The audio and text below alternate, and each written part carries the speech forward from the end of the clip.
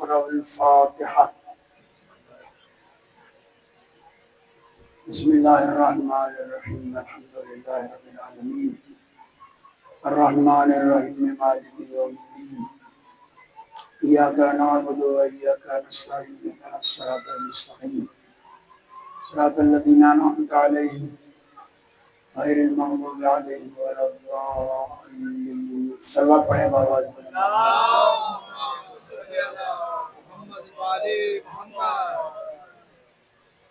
ما شاء الله لا حول ولا قوة إلا بالله العلي العظيم. أعوذ بالله السميع العليم من الشيطان اللعين الرجيم. بفضل بسم الله الرحمن الرحيم. وبه نستعين وهو خير الناصر ومعين.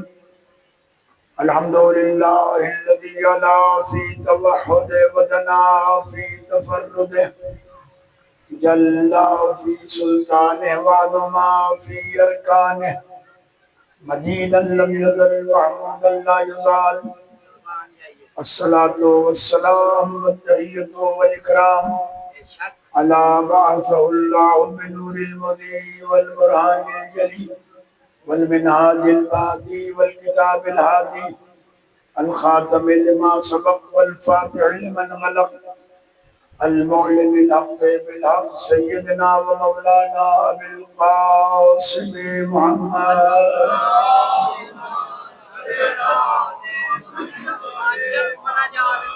ثم الصلاة والسلام على عبرته الذين الأطهرين المعصومين الذين أذهب الله عنهم الرجس وطهرهم تطهيرا.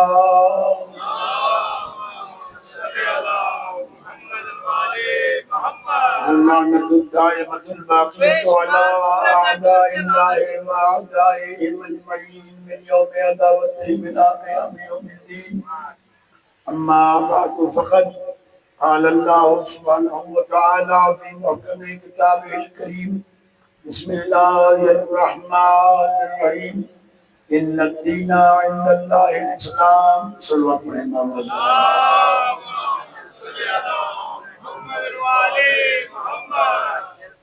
عزیزان گرامی، آپ کے علم ہے کہ آج ہماری عشرے کی 5ویں مجلس ہے اور اسلام دین امن عنوان سے آپ کے سامنے گفتگو ہو رہی ہے. دیکھیے، ہمارے یہاں مکتب تشیع میں جو قوانین مرتب کیے گئے ہیں اہل بیت علیہ السلام کی روشنی میں، اس سے اگر 1 انچ بھی ہٹیں گے تو دین چلا جائے گا.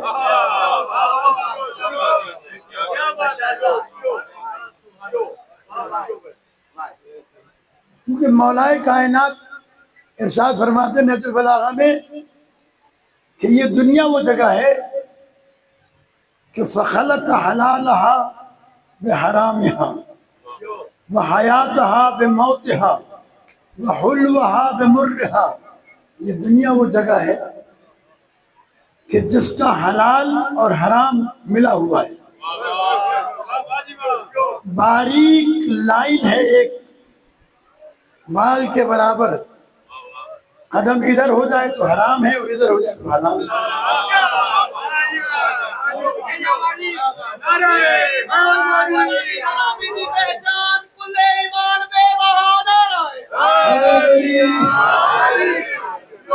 آپ کی خوبصورت سماعتوں کو ہدیہ کر رہا ہوں صدیق اکبر کا کلام.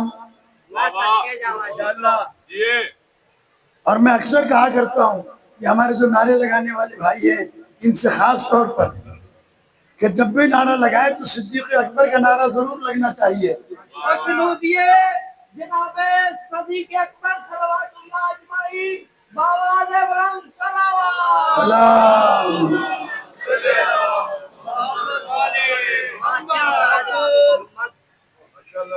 یہ جو عرض میں کر رہا ہوں کہ مولانا نے فرمایا حلال اور حرام کے اندر ایک باریک لائن ہے. خدا نہ خواستہ کسی کی بیٹی کو کوئی بھگا کے لے جائے تو خاندانی دشمنی بنتی ہے، قتل ہو جاتے ہیں. بولے میرے ساتھ دیکھیں، لیکن یہی باپ 2-4 ہزار آدمیوں کو جمع کر کے اپنی بیٹی داماد کے حوالے کرتا ہے. صرف 2 جملوں کی ضرورت ہوتی ہے نکاح کی.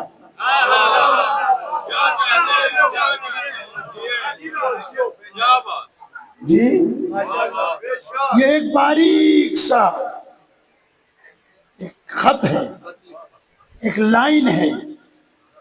ادھر حلال ہے، ادھر حرام ہے. مولا فرماتے ہیں اس کا مٹھاس کڑواہٹ کے ساتھ ملی ہوئی ہے. یہاں زندگی ہے وہی موت بھی ہے.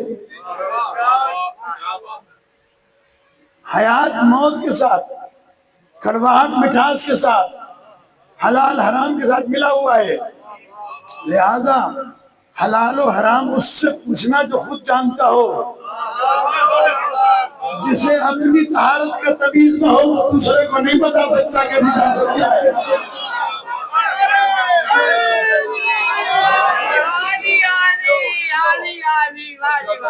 میں ایک مثال دے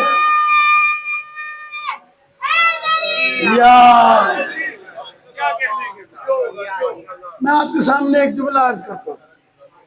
یہ جو اللہ نے خاندان اہل بیت بنایا ہے نا، میں نے کل عرض کیا تھا کہ اس کے برابر کوئی آ نہیں سکتا. برابر تو کجا 19-20 بھی نہیں ہو سکتا. اتنا فرق ہے جتنا زمین اور آسمان میں فرق ہے.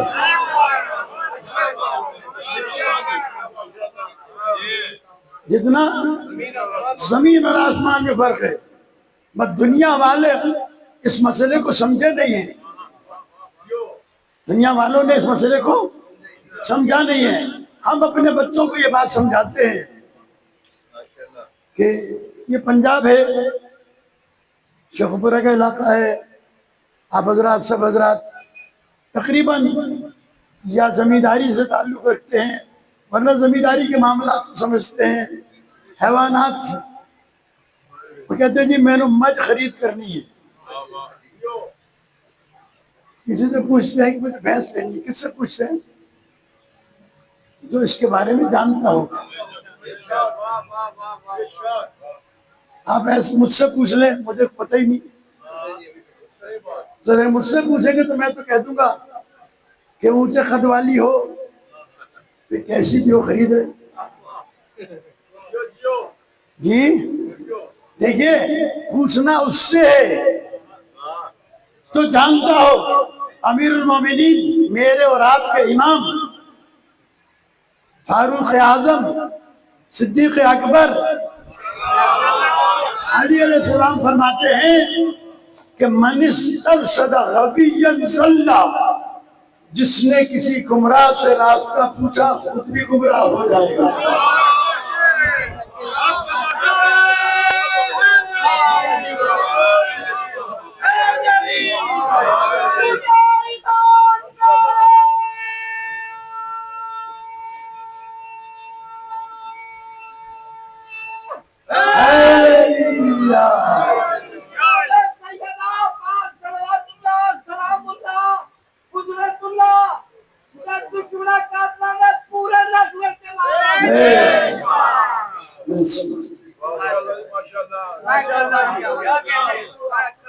یہ نہج البلاغہ کا جملہ ہے. من استرشد غبیا ضل، جس نے کسی گمراہ سے راستہ پوچھا تو گمراہ ہو جائے گا.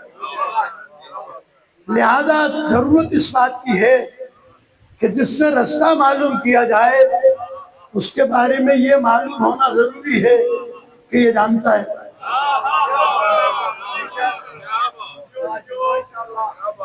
اب جناب علی ایک صاحب بیمار ہو گئے شیخ پورہ میں نام تو نہیں جانتا. شاہد بھائی کے نام لیتے تو ان کے علاوہ مجھے کسی کا نام آتا نہیں. شاہد بھائی بیمار ہو گئے. شکار یہ شیخ پورہ کے جو اچھے لوگ ہیں، جیسے یہ صاحب بیٹھے ہیں، یہ بیٹھے پڑھے لکھے لوگ ہیں، یہاں کے رہنے والے ہم سے پوچھا کہ بھائی میری طبیعت میری خراب ہے، مجھے ایک ڈاکٹر کو دکھانا ہے، کوئی اچھا ڈاکٹر بتا دو، کوئی اچھا ڈاکٹر بتا دو۔ ایک صاحب نے کہا کہ میں جانتا ہوں ایک ڈاکٹر لندن سے پڑھ کے آیا ہے، FRCS ہے، بڑی ڈگری ہے اس کے پاس، لیکن کبھی کبھی غلط نسخہ لکھ دیتا ہے۔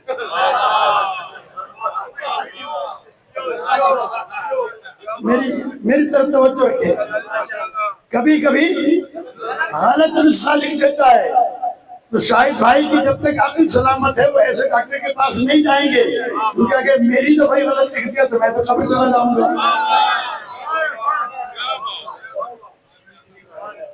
سیدھی سی بات ہے نا۔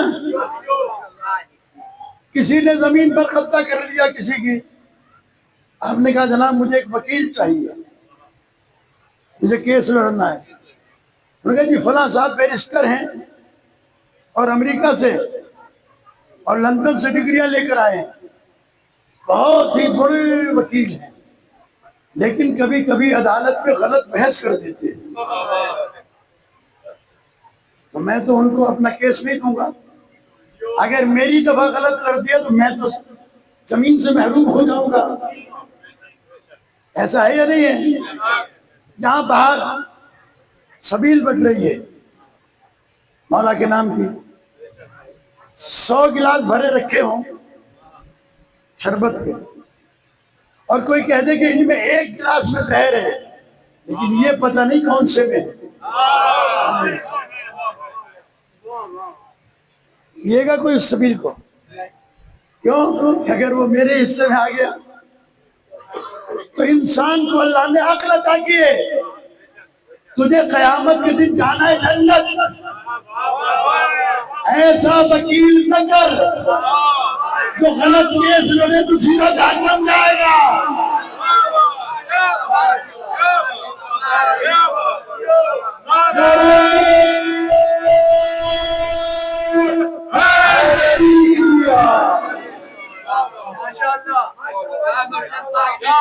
عزیزان گرامی میں آپ کو ایک مثال بھی دیتا ہوں، یاد رہے گی آپ کو دیر تک۔ نعرہ تکبیر، اللہ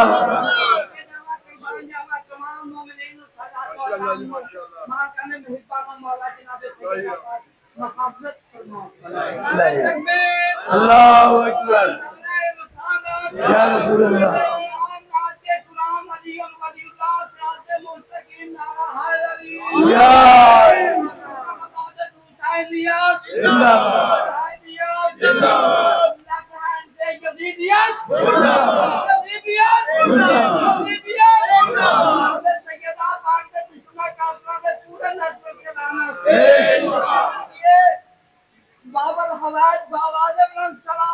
اللہ مولا زندگی قرات فرمائے جی، واہ جی اگر میری دفعہ کیس غلط لڑ لیا واہ جی، کیا ہوگا؟ میری زمین چلی جائے گی، غلط گلاس میرے ہاتھ آ گیا تو زندگی چلی جائے گی، غلط نسخہ لکھا گیا تو صحت خراب ہو جائے گی۔ لہذا آدمی چاہتا ہی ہے یہ غیر معصوم، لیکن چاہتے یہ ہیں کہ ایسا ہو جو غلط نسخہ نہ لکھتا ہو، غلط کیس نہ لگتا ہو۔ تو عزیزان گرامی میں قیامت کے لیے جسے وکیل بناؤں، میں قیامت کے لیے جسے شفیع بناؤں، مولانا محمد اسماعیل دیوبندی علی اللہ مقامہ، یہ ہماری شیعت کا فخر تھے۔ مجلس پڑھ رہے تھے، کسی نے پرچی لکھ کے بھیج دی، سوالات ہوتے تھے نا مجلسوں میں، اب تو نہیں ہوتے، آپ کر سکتے ہیں، میری طرف سے پوری اجازت ہے، آپ روزانہ لکھ کے لائیں کہ مولانا کل آپ نے یہ پڑھا تھا، اس کا سمجھائیں، سمجھ میں نہیں آیا، اس لیے کہ سمجھاتا وہی ہے جو خود سمجھا ہوا ہو، جو سمجھا ہوا نہ ہو وہ نہیں سمجھا سکتا۔ اس لیے ہمارے یہاں سوال پر پابندی نہیں ہے، جہاں سوال پر پابندی لگے جائے سمجھو یہ باطل ہے۔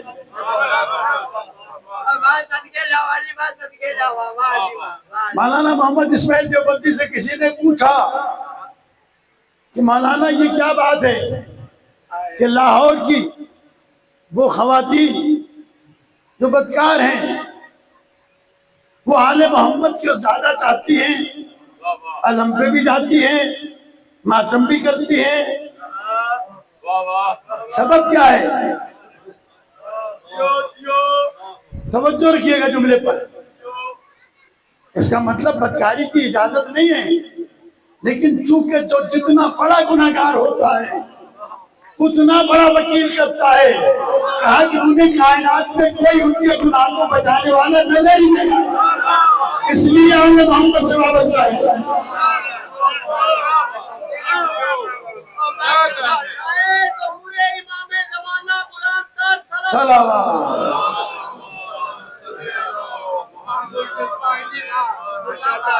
عظمت اہل بیت کو سمجھیں. انہوں نے کہا یہ بھی کوئی مذہب ہے جس میں قدریاں ماتم کرتی ہیں؟ تو جواب میں سنیں، کہا کہ تمہارا بھی کوئی مذہب ہے جو قدریوں کو بھی قبول نہیں ہے.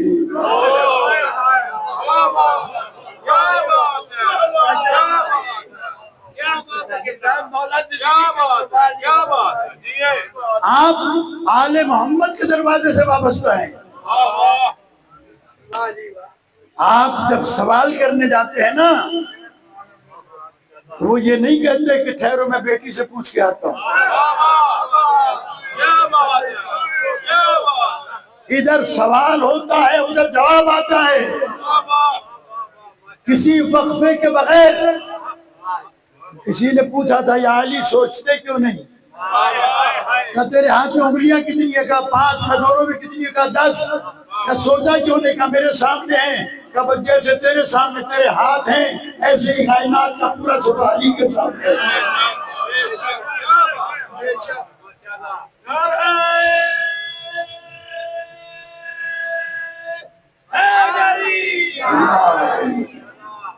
اب میں آپ کی خدمت میں مسئلہ عرض کرنے جا رہا ہوں کہ یہ تو 14 ہے،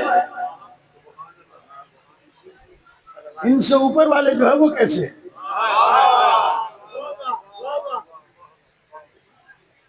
کیونکہ انسان کی پہچان شجرے سے ہوتی ہے. جس کا ننیال ہی معمولی ہو اور ددیال کا پتہ ہی نہ ہو وہ شجرہ کیا بتائے گا؟ اس لیے میں نے ابتدائی مجلس میں جو جملہ کہا تھا اسے مکمل کر دوں کہ ہم جانور بھی خریدتے ہیں تو نسل دیکھ کر خریدتے ہیں. اور جنہوں نے یہ جو کالج یونیورسٹی کے طالب علم بیٹھے ہیں پڑھے لکھے لوگ، جب گھوڑا خریدا جاتا ہے نا تو گھوڑے کے باپ تو پتہ نہیں ہوتا، ماں کا علم ہوتا ہے. اگر اس گھوڑے کی ماں ریس سے بھاگ گئی ہو تو اس گھوڑے کو کبھی ریس میں نہیں بھگایا جاتا. میں ضمانت کے ساتھ بتا رہا ہوں، اگر بھاگ گئی ہو تو ریس میں نہیں دوڑایا جاتا. تو جس کی ماں بھاگ جائے اسے ریس میں نہیں لاتے، جس کا باپ بھاگ جائے.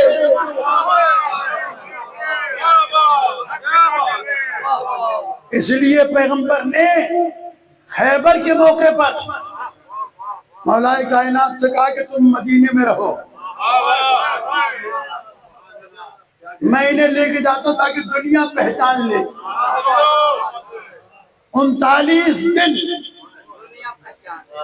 جو صبح کو آیا کہا یا رسول اللہ حضرت مجھے دے، آج میں جاؤں گا. کہا بسم اللہ. آ گئے واپس.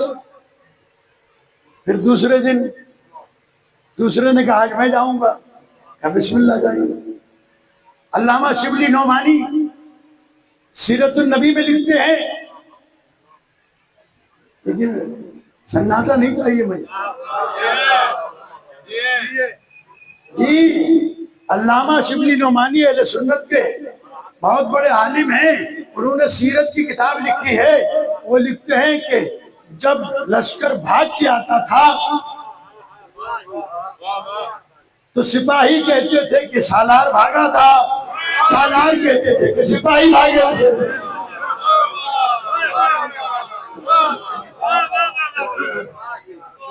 یہ آپ ابھی جا کے کتاب دیکھ لیجئے گا، میں وہ باتیں نہیں کرتا کہ جو موجود نہ۔ سالار کہتا تھا لشکر بھاگا ہے، لشکر کہتا تھا سالار بھاگا ہے۔ پھر شبلی نعمانی اپنا عقیدہ بچاتے ہوئے لکھتے ہیں کہ رسول اللہ نے نہیں بتایا کہ کون بھاگا تھا، سالار بھاگا تھا کہ لشکر بھاگا تھا۔ پیغمبر نے نہیں بتایا، توجہ رکھیے گا، پیغمبر نے نہیں بتایا کہ کون بھاگا تھا۔ مولانا محمد اسماعیل دیوبندی نے بتایا کہ اگر پیغمبر نے لشکر بدلا تو لشکر بھاگا تھا، اگر سالار بدلا تو سالار۔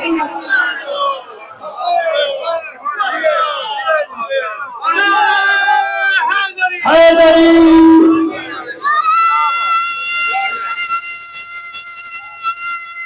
جیو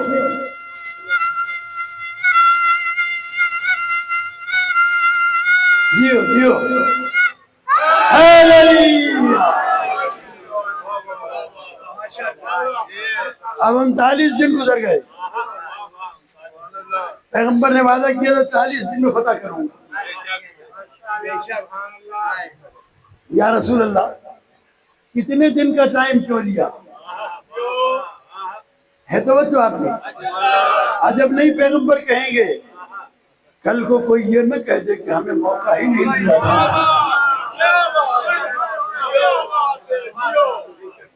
کہ سب اپنے دل کی حسرتیں نکال لیں۔ جاتے تھے جھنڈے لے کر، آتے تھے ڈنڈے لے کر۔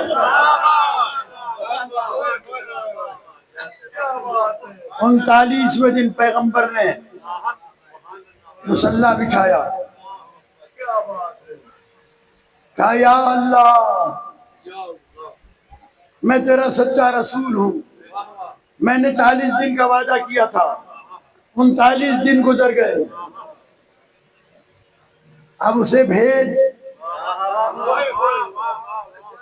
یا رسول اللہ سلام ہے آپ کی عظمت پر، سمجھ میں ہی نہیں آتا، اگر آپ نہ بلاتے علی کو تو ساری زندگی علی کو پکارنا شرک بن جاتا۔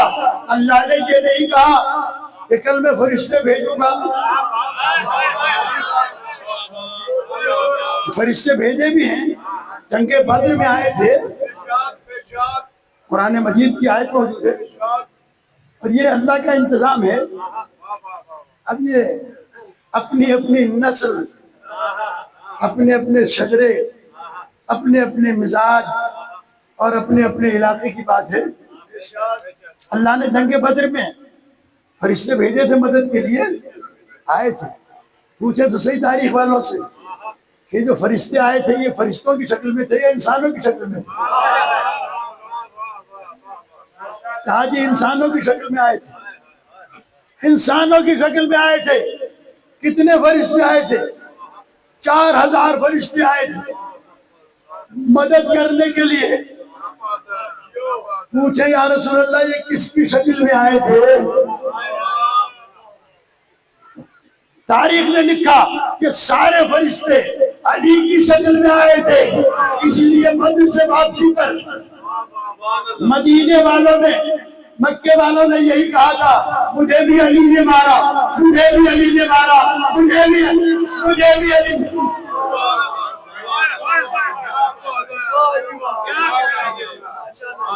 مجھے بھی علی نے مارا۔ یہی دشمنی تھی علی سے۔ پیغمبر نے معلوم ہوا اللہ کے یہاں بھی شبیہ بنانا جائز ہے، لیکن وہ شبیہ عام لوگوں پہ نہیں بنتی، علی جیسا ہو وہ شبیہ بنتی ہے۔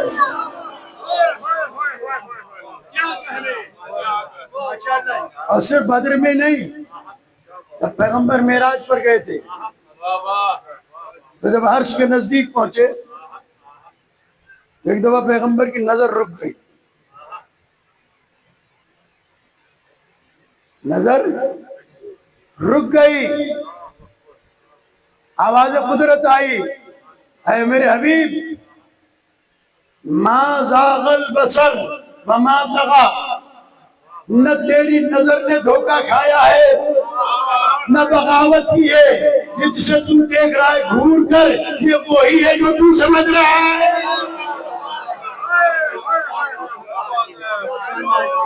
زندہ باد جی، زندہ باد، واہ جی واہ۔ یہ وہی ہے جسے تو سمجھ رہا ہے، یہ وہی ہے۔ تو عزیزان گرامی، اللہ سے پیغمبر نے پوچھا تھا یا اللہ یہ علی کی شکل والا یہاں کیسے آیا؟ کہا جب میں نے علی کو زمین پر بھیج دیا تو فرشتوں نے کہا یا اللہ ہم روزانہ زیارت کرتے تھے، اب محروم ہو گئے، تو اللہ نے علی کی شکل میں فرشتہ خلق کیا تاکہ زیارت کر سکے۔ جس کے چہرے کی زیارت ملائکہ کرے اسے علی کہتے ہیں۔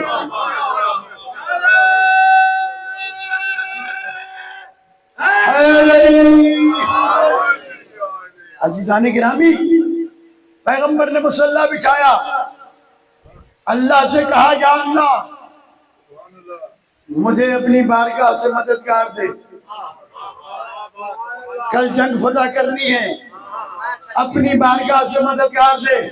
آواز قدرت آئی نادی علیین مظہر العجائب تجد عونا لک فی النوائب کل ہم و غم سینجلی۔ یا علی یا علی یا علی۔ اب لوگوں نے اس میں اضافہ کیا ہے، اس سے میرا کوئی تعلق نہیں ہے، میں نے اتنی پڑھی جتنی نازل ہوئی ہے۔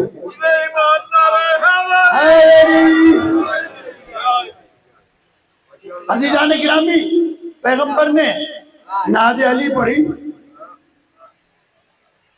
ناد علی، اور تاریخ نے لکھا کہ 3 دفعہ پڑھی۔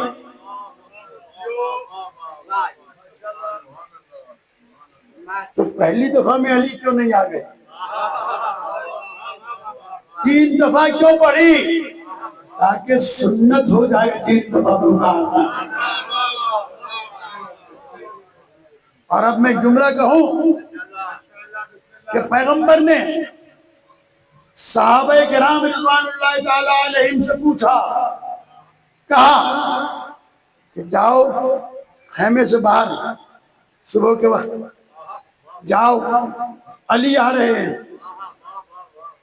جو علی کے آنے کی اطلاع سب سے پہلے دے گا میں اسے جنت کی بشارت دوں گا۔ کوئی پہاڑی پہ چڑھ گیا، کوئی ادھر دیکھنے لگا، کوئی مدینے کی طرف دیکھنے لگا، سلمان آسمان کو دیکھ رہے تھے، کسی نے کہا سلمان آسمان کو دیکھ رہے ہو؟ کہاں؟ مجھے یقین ہے میرا مولا اسی رستے سے آئے گا۔ اللہ کا بھیجا ہوا مددگار ہے، زمین کے رستے سے نہیں۔ اور یہی وجہ ہے جیسے ہی جناب سلمان کو علی نظر آئے دوڑے ہوئے آئے، کہ رسول اللہ علی آ گئے۔ اب باقی کے لوگ بھی آئے، کہنے لگے کیا کروں، سلمان نے پہلے اطلاع دے دی ہے تمہارے۔ اب یہ پیغمبر نے 40ویں دن بلایا، 39ویں دن اعلان کیا لَأُعْطِيَنَّ الرَّایَةَ غَدًا رَجُلًا كَرَّارًا غَيْرَ فَرَّارٍ يُحِبُّ اللَّهُ وَرَسُولُهُ وَيُحِبُّهُ اللَّهُ وَرَسُولُهُ يَفْتَحُ اللَّهُ عَلَى يَدَيْهِ۔ یہ میرے مولا کا قصیدہ پڑھا پیغمبر نے، کل علم اس کو دوں گا۔ اس کا مطلب یہ ہے کہ ابھی تک پیغمبر نے علم کسی کو دیا نہیں تھا، ابھی تو مانگ کر لے گئے تھے کہ کل علم اسے دوں گا جو مرد ہوگا، مرد ہوگا، غیر فرار ہوگا، بڑھ بڑھ کر حملے کرنے والا ہوگا، میدان سے بھاگنے والا نہیں ہوگا۔ اللہ اور اس کے رسول اس کو دوست رکھتے ہوں گے، وہ اللہ اور اللہ کے رسول کو دوست رکھتا ہوگا۔ اللہ اس کے دونوں ہاتھوں پر فتح دے گا.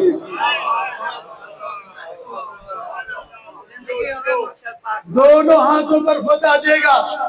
جب خیبر کا عالم غیر فرار کو نہیں مل سکتا تو کائنات میں ساری دنیا کے لیے ہدایت کا عالم کسی فرار کو کیسے دے دیتا.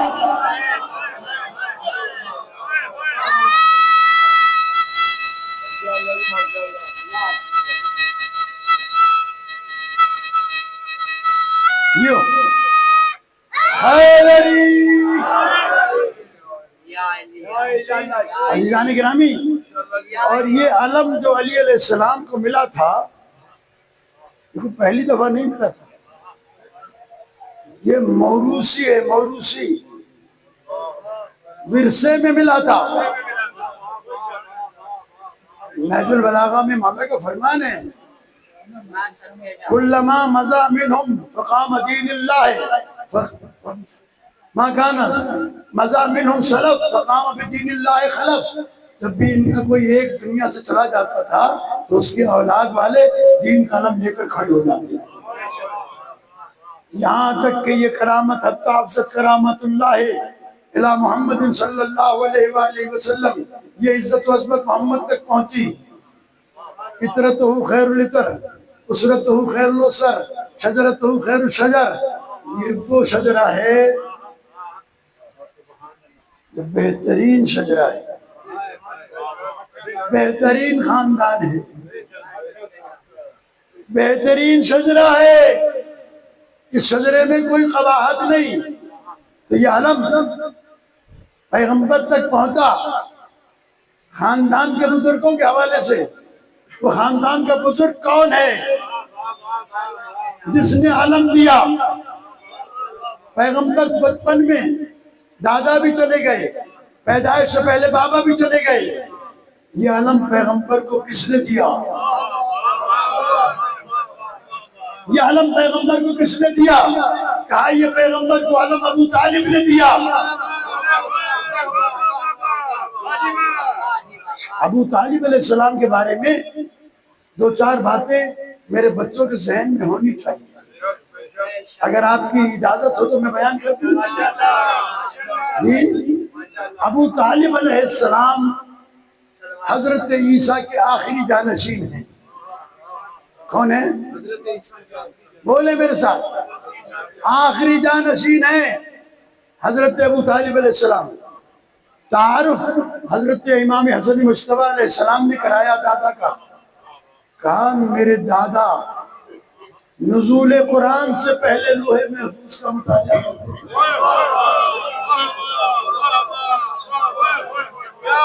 اور مسلمانوں تم نے قرآن نازل ہونے کے بعد پڑھا. ابو طالب نزول قرآن سے پہلے قرآن پڑھا.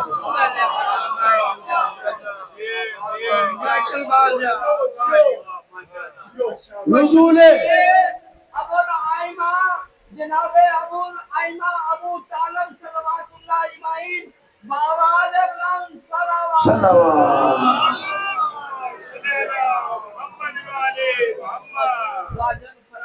کوئی موقع ہوتا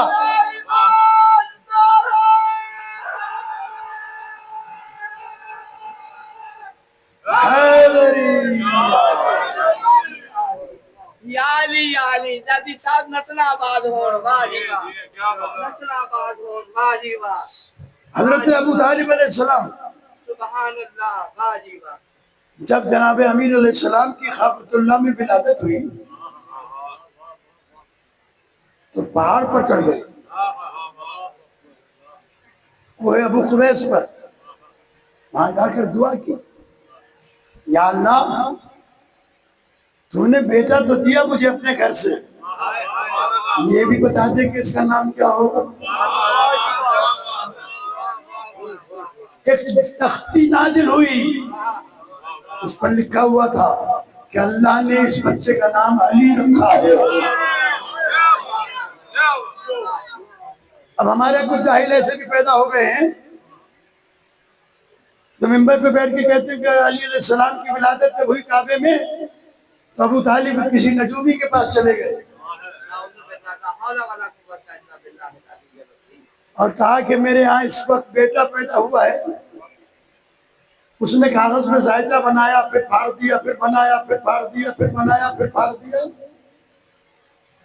آخر میں حضرت ابو طالب نے پوچھا کہ آخر مسئلہ کیا ہے، بتاتا کیوں نہیں، کیا ہوا؟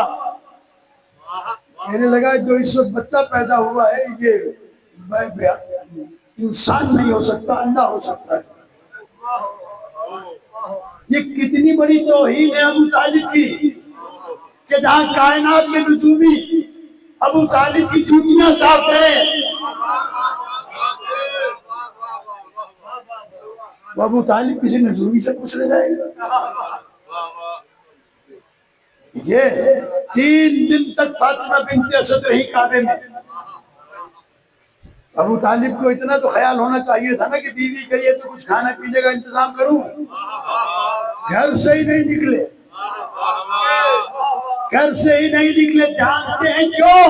اس لیے کہ منصوبے کے تحت گئی تھی.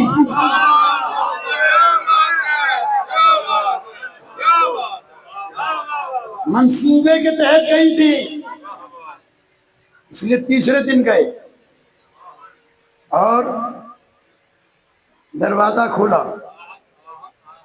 چابی تو ان کے پاس تھی نا. اللہ نے نیا در بنایا. کیوں نہیں گئی دروازے سے؟ نیا در کیوں نہیں بنایا؟ کہ کہیں ایسا نہ ہو دنیا والے یہ کہہ دیں کہ چابی تھی اس لیے چلی گئی تھی. اللہ نے کہا سارے آئے اس دروازے سے، علی آئے گا نئے دروازے سے.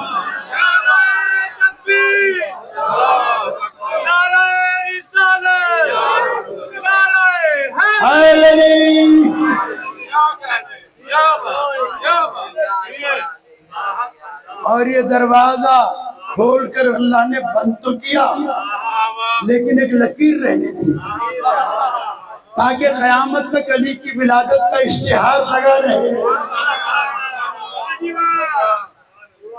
اللہ تبارک و تعالیٰ نے جنہیں نصیب کیا ہے حج پر گئے ہیں، عمرے پر گئے ہیں، انہوں نے دیکھا ہوگا. جو نہیں گئے اللہ تعالیٰ انہیں نصیب کرے کہ مولا کائنات کی ولادت کی جگہ کی زیارت کر کے آئیں.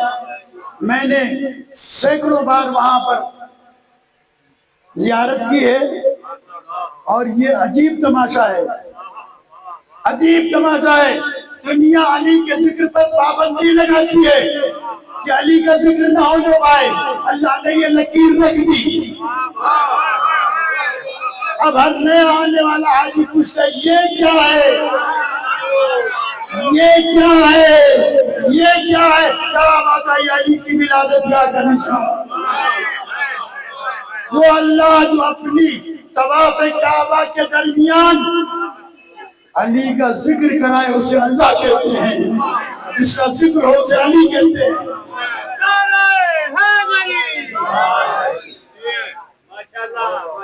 اور بڑا خوبصورت جملہ کسی نے کہا تھا کہ عرب کی ارب پتی حکومت اربوں ریال خرچ کر کے بھی علی کی ولادت کا نشان نہ مٹا سکی، تو جب ساری حکومتیں مل کر ولادت کا نشان نہیں مٹا سکی تو وہ علی کا ذکر کیسے مٹا؟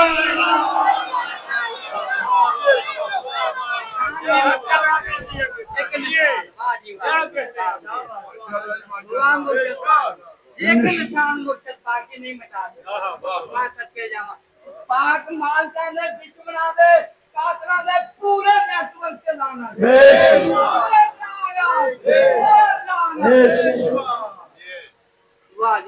میں یہ عرض کر رہا تھا کہ اس کو سمجھنے کی کوشش کریں کہ اللہ جب کسی جنگ کے میدان کا علم کسی غیر اہل کو نہیں دیتا تو قرآن کسی کے حوالے کیسے کر دیا؟ اہل چاہیے. امام علی مرتضی فرماتے ہیں علموا اولادکم شعر ابی طالب، میرے بابا کے اشعار اپنے بچوں کو یاد کرایا کرو، اس لیے کہ میرے بابا کے اشعار میں اللہ کا دین موجود ہے. میں صدقے جاواں میں صدقے جاواں میں صدقے جاواں تم آج دیندار بنے ہو قرآن کے نازل ہونے کے بعد. ابو طالب کے اشعار قرآن کے نزول سے پہلے ہیں. مولا کائنات کہتے ہیں میرے بابا کے اشعار میں اللہ کا دین ہے. کسی منافق کو یہ بات بہت بری لگی. لعنت بے شمار بے شمار. ایک مرتبہ مولا کائنات بیٹھے تھے مسجد کوفہ میں. آ گیا کہنے لگا یا علی اللہ باللہ نقل کفر کفر نواشد یا علی ابو کا فی النار. علی تمہارے بابا کا. یہ بنی امیہ کے چھاڑتے. مولا نے وہ ادھر کھڑا تھا ادھر منہ کر لیا. وہ ادھر سے آ گیا. پھر کہا یا علی ابو کا فی النار. علی تمہارے بابا جہنم میں. مولا نے پھر منہ ادھر کر لیا. وہ پھر ادھر آ گیا. مولا نے کہا یہ بات نہیں آئے گا. تو پہلا سوال تو میرا یہ یا علی آپ کو برا نہیں لگا آپ کے بابا کو جہنمی کہتا کوئی؟ میرے باپ کو کوئی کہے تو میں گلے پڑ جاؤں. عام آدمی کو کوئی کہہ دے کہ تیرا باپ جہنم میں ہے تو مرنے کو تیار ہو جائے گا. یا علی آپ خاموش ہیں. میرے مولا نے جواب میں کیا کہا؟ سینے پہ ہاتھ رکھا. کہنے لگے انا نصیب النار والجنہ. اے شخص میں جنت و جہنم کا تقسیم کرنے والا ہوں. میرے باپ کی فکر نہ کر اپنے باپ کی فکر کر. وہ کہا جائے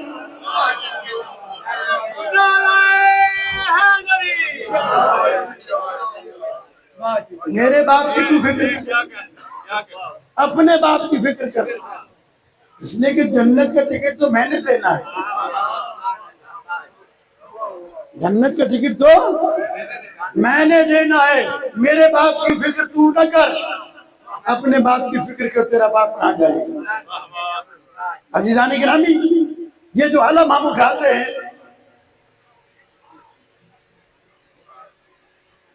تھوڑی سی دیر آپ مجھے دیں گے چند منٹ.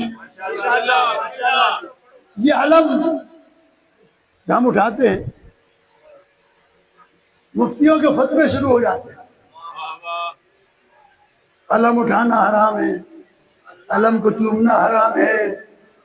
علم کے نیچے جانے سے نکاح ٹوٹ جاتا ہے. عزیزان گرامی عجیب لوگ ہیں. اتنا کچا نکاح کہ غازی کے علم کے نیچے جانے سے ٹوٹ جاتا ہے. مسئلہ کیا ہے؟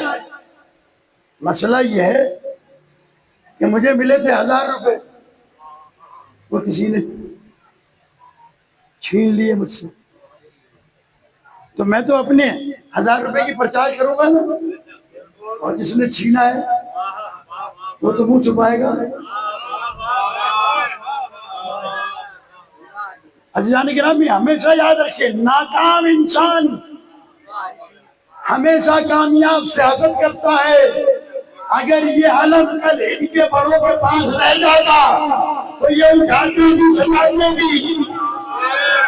لیکن چونکہ ملا ہے علی کو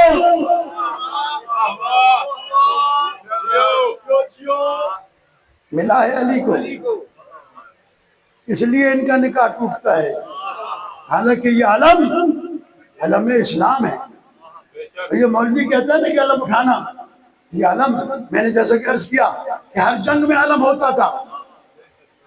تاریخیں اٹھا کر دیکھیں مسلمانوں کی چھوٹی امی کی چادر سے بھی علم بنے ہیں. حضرت عائشہ کے چادر سے بھی علم بنے ہیں. جنگ میں بغیر علم کے جایا نہیں جا سکتا. آج ہم یہ علم اس لیے اٹھاتے ہیں کہ اسے اس وفادار نے اٹھایا کہ ہاتھ کٹوا دیے چھوڑنے نہیں دیا.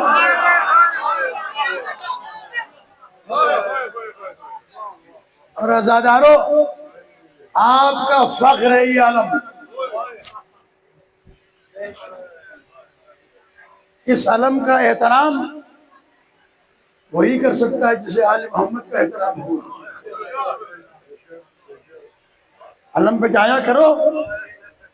اگر سجدہ کرنے کو دل چاہے تو علم کو سجدہ نہ کرنا، سجدہ کر کے کہنا یا اللہ تیرا شکر ہے کہ تو نے مجھے غازی کے دروازے پر پہنچا دیا۔ اس لیے کہ غیر خدا کو سجدہ حرام ہے، لیکن ان کے دروازے پر جا کر سجدہ سر رکھ کے سجدہ کر کے اللہ کا شکر ادا کرنا، یہ عین عبادت ہے۔ عزیزان گرامی، ہم نہ جہالت کے فتوے دیتے ہیں نہ جہالت کی باتوں کو مانتے ہیں۔ آپ حضرت عباس علیہ السلام کے علم کے معجزات اگر سنیں تو دنگ رہ جائیں گے۔ مجھے اگر موقع ملا تو میں عرض کروں گا، ایک چھوٹی سی بات آپ کی خدمت میں عرض کرتا ہوں۔ میں 97 میں اکثر دبئی میرا آنا جانا مجالس کے سلسلے میں رہتا تھا۔ دبئی سے ابو ظہبی گیا مجالس پڑھنے کے لیے، تو مختار رضوی صاحب ایک مومن تھے جن کا اب انتقال ہو گیا، انہوں نے مجھے ایک واقعہ سنایا۔ کہنے لگے ایک ہندو بینک میں ملازمت کرتا تھا، فالج کی وجہ سے مفلوج ہو گیا، ایک حصہ گھر پہ پڑا ہوا تھا۔ اس کا ایک شیعہ دوست جب بینک گیا اور اسے سیٹ پر نہیں دیکھا تو پوچھا فلاں کہاں ہے؟ کہا اس پر فالج ہو گیا ہے، وہ گھر پڑا ہے۔ وہ گھر ملنے گیا، دیکھ کر رونے لگا۔ اس نے خیر جیسے دل جوئی کی جاتی دل جوئی کی کہ اللہ تمہیں شفا دے گا۔ اس نے اسی دوران ایک سوال پوچھا، کہنے لگا کہ وہ تمہارے امام صاحب کے دن کب آئیں گے جس میں تم جھنڈا لگاتے ہو؟ ہندو تھا نا۔ اس نے کہا وہ تو شروع ہے، آج 7ویں محرم ہے، کل 8ویں ہے، کل علم نصب ہوگا۔ تو ابو ظہبی میں ویسے تو علم لگانے کی اجازت نہیں ہے، تو وہ 8ویں محرم کو ایک بہت بڑے گلدان میں عارضی طور پر ایک علم نصب کرتے ہیں اور وہ جلوس کے بعد اتار دیتے ہیں۔ تو جب وہ علم نصب ہوتا ہے تو ظاہر ہے آپ جانتے ہیں کہ تبرکات پر لوگ اگربتیاں جلاتے ہیں، خوشبو لگاتے ہیں۔ یہ ہندو اگلے دن ویل چیئر پر اپنے کسی عزیز کے ساتھ وہاں آیا،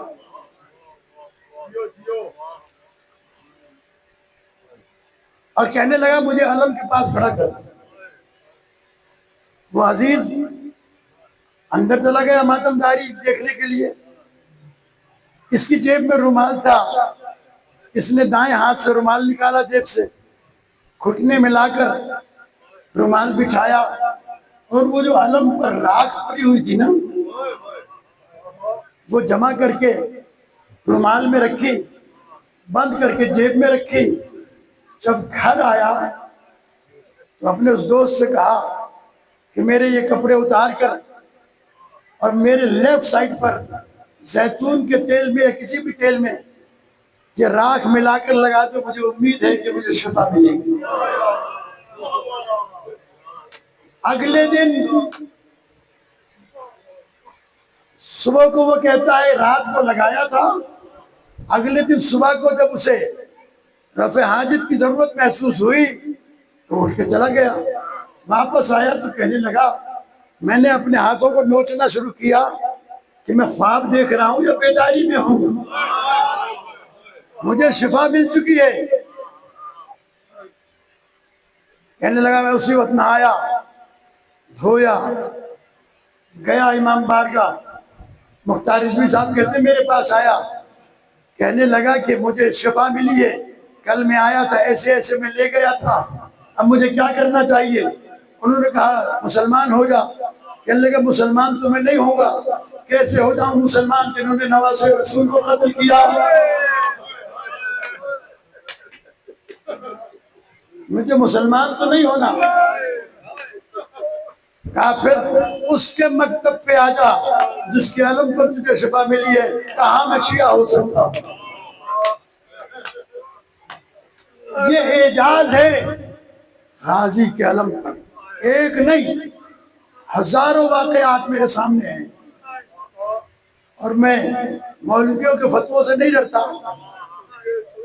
ہمارے یہاں تھر کا علاقہ ہے، مٹھی، چھاچرو، ڈیپلو، عمرکوٹ، ایک عرصے تک یہاں پر جانے کا رستہ نہیں تھا، ریت ہی ریت تھا. وہاں شیعت آباد تھی.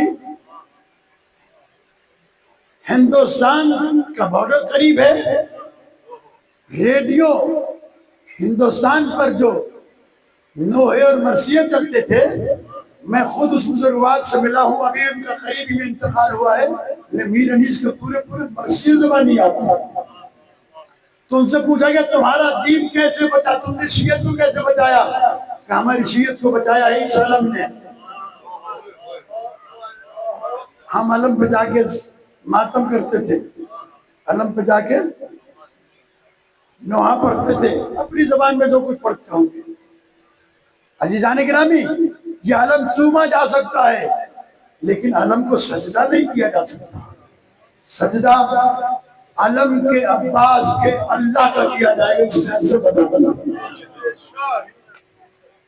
اگر کوئی جاہل کہے کہ یہ تعظیمی سجدہ ہے تو کوئی تعظیمی سجدہ نہیں ہوتا.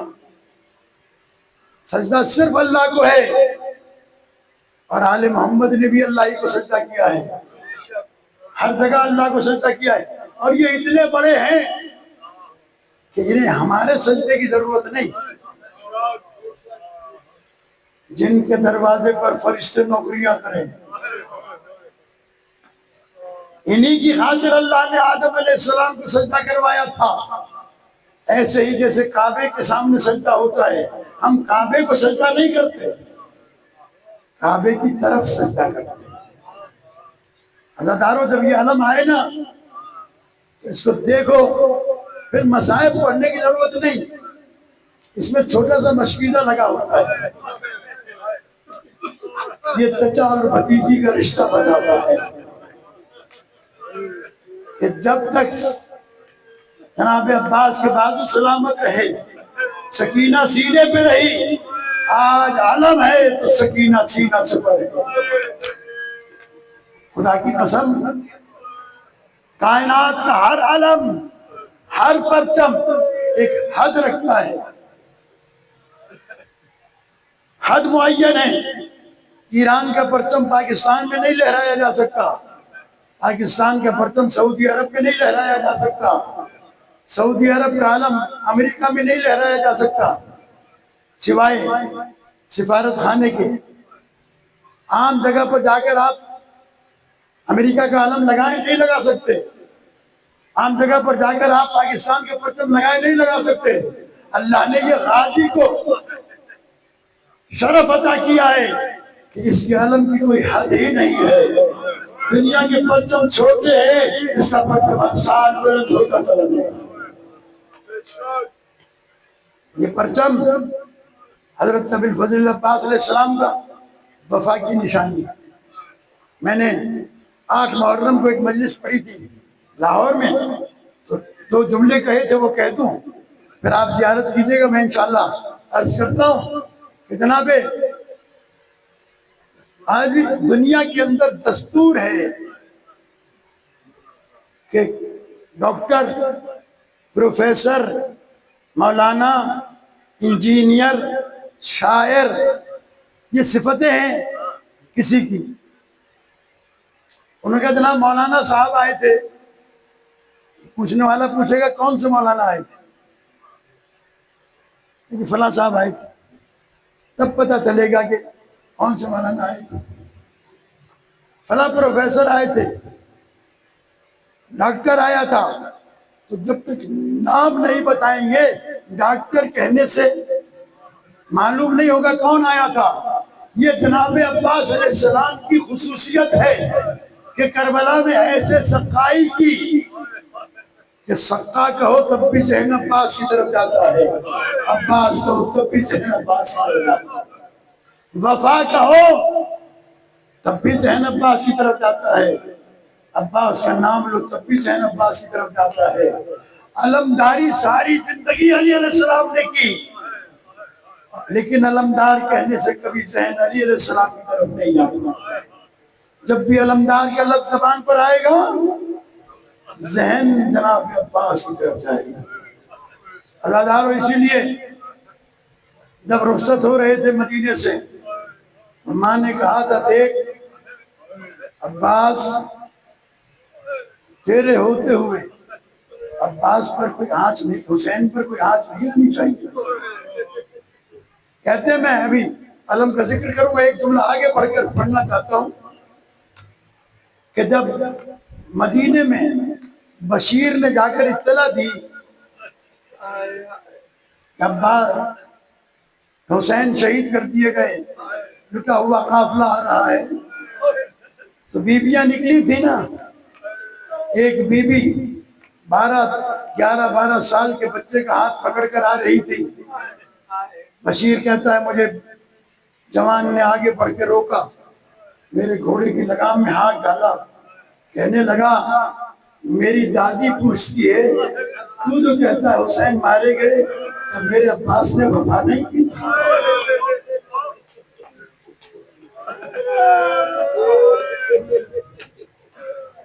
تو میرے عباس نے وفا نہیں کی تھی؟ عزادار و بشیر کہتا ہے میں نے پوچھا تیرا نام کیا ہے؟ کہ میرا نام ہے فضل، میری دادی ام البنین ہے۔ کہا دادی ام البنین ہے۔ بشیر گھوڑے سے اترا، دونوں ہاتھوں کو جوڑ کر سر جھکا کے کھڑا ہوا، ابھی بھی آج تو یہ جملہ کہا ہے آئندہ نہ کہنا جتنی وفا تیرے بیٹے نے کی کائنات میں کوئی وفا کر نہیں سکتا۔ عزیزان گرامی، جناب عباس کے بارے میں جناب ام البنین جنت البقیع میں جا کے کہا کرتی تھی عباس مجھے یقین نہیں آتا کہ کوئی میرے شیر کو مار ڈالے، مجھے یقین نہیں آتا، لیکن جب زینب کے بازو پر رسی کے نشان دیکھتی ہوں تو یقین آ جاتا ہے اگر عباس سلامت ہوتا تو کبھی بھی ہاتھوں میں رسد نہ بنتی، کبھی بھی ہاتھوں میں رسد نہ بنتی۔ عزیزان گرامی، مولا کائنات نے اپنی شجاعت کا وارث مانگا تھا۔ کربلا میں عاشور کے دن جب واپس پلٹے ہیں نا دریا سے جناب عباس، بیویوں نے علامات دیکھا، ایک مرتبہ کہنے لگی بیویوں دعا کرو سلامتی کے ساتھ عباس پہنچ جائے، لیکن عزاداروں تھوڑی دیر کے بعد علم دائیں اور بائیں جھکنے لگا، بیویوں کے سروں سے چادریں اتر گئی، عزاداروں دائیں ہاتھ کٹا، علم بائیں ہاتھ میں لیا، بائیں ہاتھ کٹا، عزاداروں علم شہید ہو گیا۔ جناب عباس علیہ السلام نے مشکیزے کو دانتوں سے تھاما، جب مشکیزہ چھج گیا اور تیر ایسا لگا کہ جو کمر سے نکل گیا، عزاداروں یہی بات رونے کے لیے کافی ہے کہ وہ 3 پھلوں والا تیر جب مشکیزے کو لگا اور پانی بہ گیا، جناب عباس نے فرمایا میری آس ٹوٹ گئی۔ یہ تیر جناب عباس کے شکم ادھر میں بے بس ہوا۔ عزاداروں تیر کیسے نکالیں؟ ہاتھ تو نہیں ہے، لیکن جری نے دونوں گھٹنے ملا کر تیر تو کھینچ لیا، لیکن اتنا خون بہ گیا کہ اب جناب عباس گھوڑے پر بیٹھ نہیں سکتے تھے۔ ایک مرتبہ گھوڑے کی باگ موڑی، گھٹنے کے ذریعے سے دریا کے کنارے آ کر جب بیٹھ نہ سکے اور گرنے لگے، آواز دی السلام علیکہ یا ابا عبداللہ، السلام علیکہ ابن رسول اللہ۔ عزادارو فرزند فاطمہ کھڑے ہوئے، کمر جھک گئی، کہا عباس تیرے جانے سے میری کمر ٹوٹ گئی، میری آس ٹوٹ گئی۔ عزادارو جناب امام حسین علیہ السلام بھائی کے لاشے کی طرف چلے، جیسے ہی میدان میں پہنچے 2 کٹے ہوئے ہاتھ رستے سے ملے، آپ نے وہ ہاتھ اٹھائے لاشے کے ساتھ لا کے رکھے۔ عزادارو جناب عباس علیہ السلام کے لاشے پر بیٹھے رہے، کافی طویل مصائب ہیں، میں 2 جملے بس کہنا چاہتا ہوں۔ ایک دفعہ میرے مولا نے جناب عباس کا چہرہ دیکھا، آواز دی عباس کوئی خواہش ہے؟ کہا مولا چاہتا ہوں آخری دیدار کر لوں۔ کہا کیوں نہیں کرتے؟ کہا مولا بازو کٹے ہوئے ہیں، ایک آنکھ میں خون ہے، ایک آنکھ میں تیر پہ بس ہے۔ عزادارو جناب عباس علیہ السلام کی آنکھ کا خون صاف کیا امام نے۔ عزادارو دل بھر کے روئیے گا۔ ایک دفعہ میرے سامنے دیکھیں، جناب امام حسین علیہ السلام فرماتے ہیں عباس میں نے تو تمہاری خواہش پوری کر دی، ایک تمنا حسین کے دل میں۔ کہا مولا غلام حاضر ہے، کہا اگر میری خواہش پوری کر دو عباس، میری خواہش پوری کر دو۔ کہا مولا کیا حکم ہے؟ کہا تم نے ساری زندگی خود کو غلام اور مجھے آقا کہا، ایک مرتبہ بھائی کہہ دو۔ عزادارو بھائی کہا، روح برباس کر گئی۔ امام کھڑے ہوئے، مرثیہ موجود ہے۔ امام نے فرمایا عباس اب وہ آنکھیں کبھی چین سے نہ سوئیں گی جو تیری وجہ سے چین سے سوتی تھی، اور اب وہ آنکھیں کبھی بے چین نہ ہوگی جو تیری وجہ سے بے چین تھی۔ علم لے کر خیمگاہ کی طرف چلے، بس ابھی زیارت کیجئے گا۔ ایک جملہ سن لیں، عزادارو مولا جب خیمے کے دروازے پہ پہنچے نا، جناب سکینہ نے بابا کو پیروں سے پکڑ لیا، آواز دے کر کہا بابا بابا اے نائے امی ابی الفضل عباس، بابا میرے چچا عباس کہاں ہیں؟ آواز آئی سکینہ اب چچا کا انتظار نہ کرنا، میرے مولا خیمے میں آئے، کاندھوں سے عبا اتاری۔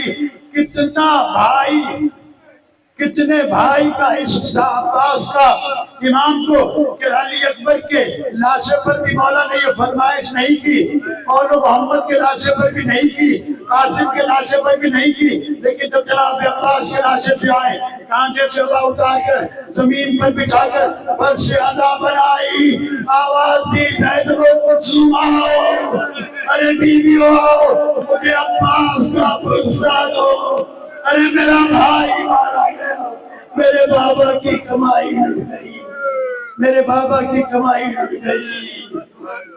ماتم حسین